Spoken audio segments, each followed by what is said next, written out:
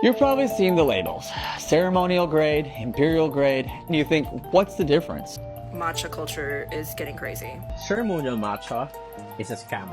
This is ceremonial grade. This one from Korea is ceremonial grade. And this one only for $3 is also ceremonial grade. All of these are, I can't believe it. Ceremonial grade matcha. People associate high quality and sophistication to this term. But did you know that matcha is not necessarily good quality just because it's ceremonial grade? In fact, it can be the exact opposite. In this video, we will decipher the ceremonial grade matcha myth, how the term came about, and how it became so popular, along with revelation that many people don't know about. At the end, I'll also be talking about better way to spot a good quality matcha. But let's first talk about the guy who came up with the term ceremonial grade. His name is John Harrison, a dude who first came up with the term ceremonial grade to describe matcha. As you guessed by now, he is in no way Japanese. In fact, he's a health food marketer from Vancouver, Canada, and had little to do with matcha most of his career. John Harrison ran a company called EcoTrend Ecologic, and this company's specialty was pitching different health foods from across the world to supermarkets like the Whole Foods. The company is a national distributor into 2 Canadian health channels, natural products retailers and the alternative health practitioners. Products like pure chewing gum, you may know this, or this wonderful invention, first ever solid lubricants that melts with your body heat for your intimate pleasure. That if you're planning on going out on the night, have your whole bag packed. A little baggie with your little undies, all of your lubes and your condom. Make sure you put a pleasure paw. Make sure you put a pleasure paw. The company also imported seaweed extracts and other health ingredients from Japan and sold them as ingredients to health food manufacturers in Canada. But how did the founder and CEO of this company come to deal in matcha in the first place? Whether it's believable or not, startup founders always have fancy stories. But John Harrison's story is, how shall I say it, a particularly intriguing one. The founder story on the website of Do Matcha, John's matcha brand, says, My grandfather, William Andrews, moved to Japan in 1892 to found Andrews and George, the first foreign trading company there. And this company was the first one to introduce an automotive car to Japan. Wow, this sounds quite impressive.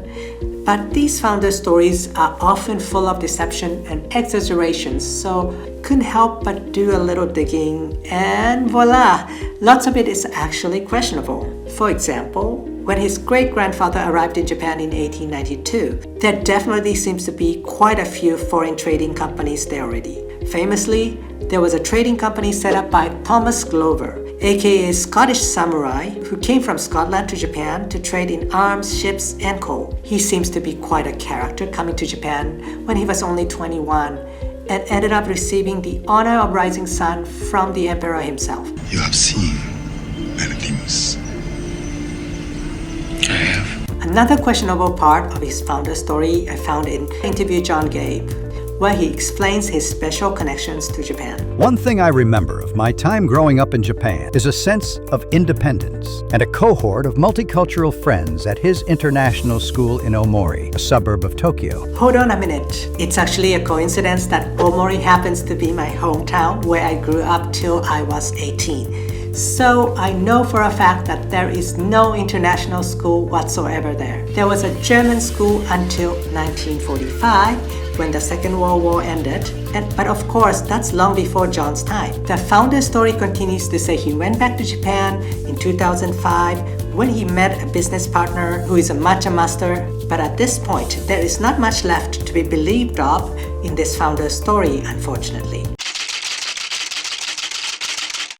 Whether his background is authentic or not, what we know is that he was very skilled at marketing and copywriting. Let's talk about how he actually came up with the term ceremonial grade. At one point, John was struggling to pitch his $25 tin matcha to the Whole Foods, because up to that point, most of the green tea and matcha out there was something for baking and much cheaper. So he brainstormed with the team and came up with the term ceremonial grade. Yes, this is actually the origin of the term ceremonial grade matcha. When we launched Dough Matcha in 2007, we needed to explain clearly which matcha was meant for drinking, so we created the term ceremonial to reflect the matcha used in the tea ceremony. As you can tell from the story, there is absolutely no criteria as to what qualifies as ceremonial grade matcha. Theoretically, I can even call the lowest of the low grade matcha ceremonial grade too. That's nasty. I'm gonna go throw up. Either way, John probably didn't expect that consumers would actually fall for it. This terminology is going to be a global mega hit eventually. Se llama manita, dice que es un matcha ceremonial. Es de un buen matcha orgánico ceremonial. Basically, each and every Western matcha seller started using this term to market their matcha. You know, it's actually getting off the hook. These people even combine matcha and ube and call them ube ceremonial, even though there is no ube ceremony. What does that even mean? Soon enough, people would start calling everything from soy sauce to miso ceremonial to sell them at exorbitant prices. It's what marketers do. Now that we know ceremonial grade doesn't provide us with any clue as to the quality of matcha, but then what can we look at to determine you're getting a high quality matcha? I'll definitely be making a dedicated video on this, but let's go over a few most important points. The most important thing is that matcha is made in Japan. Regulators in other countries assume that tea leaves are to be brewed and we only drink the liquid from it. And this is the basis on which they set safe pesticide levels. And they use the same exact regulations and apply it to matcha. So the allowed pesticide levels are too high in the case of matcha because you're actually eating the tea leaves and ingesting more pesticides into your body.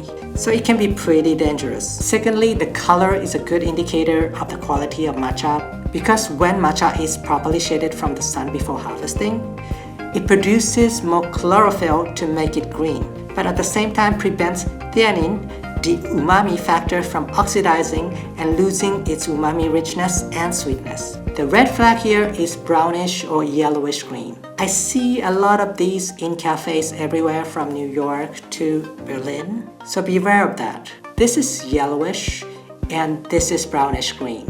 And lastly, the matcha leaves are from the first harvest of the year, or what we call hatsuzumi in Japan. It's because all the umami that's stored during the long winter month go into hatsuzumi. That's why it's packed with all the umami. Hope this was helpful in your matcha journey. And on this channel, I focus on providing educational information on matcha. I'll truly appreciate if you can subscribe and press the like button. And here is another fun matcha video that you can watch. So click here to watch and I'll see you there. Sayonara!